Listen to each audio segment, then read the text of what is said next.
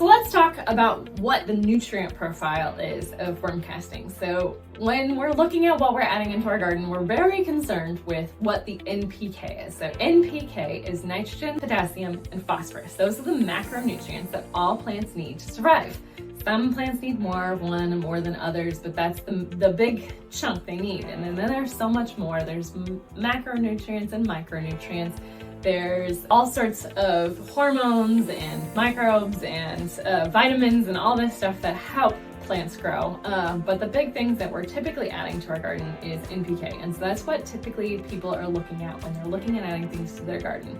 Now, traditional compost and traditional worm castings are quite low, much lower than a synthetic fertilizer. Worm castings at most maybe gets up to a 1 to 2 on the NPK. So it might be a 1-1-1-1, for example, or a 2-2-2-2, or even a 0.5 in there as to how much NPK it has.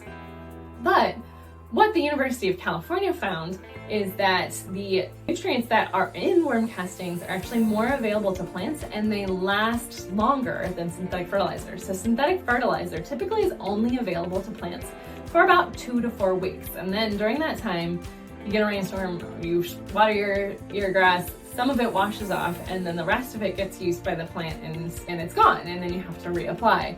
With worm castings, what they find is if you add enough, then that stays available for the plants for about 3 to 6 months.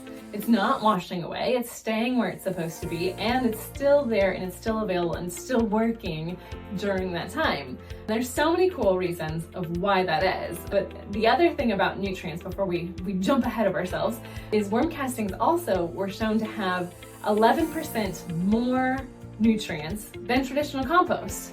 And that is just how the worms break it down and they make things more available to the plants and they turn it into something more. With traditional compost, it doesn't mean it's not there. They could just need more microbial activity to release the nutrients that's in there to make it more available for plants. One of the things I've learned in my career at Elm Dirt is that not all nutrient tests are created equal. When we went to go get our fertilizer license, there's a specific thing that you have to test for in order to get the NPK on your label. Well, that doesn't count some of the other sources of NPK that might not be considered available to plants, but that the microbes in our products actually help release later on. And so there is actually more in your soil, in the air, in the environment that's available to your plants if it has the right sources of microbes.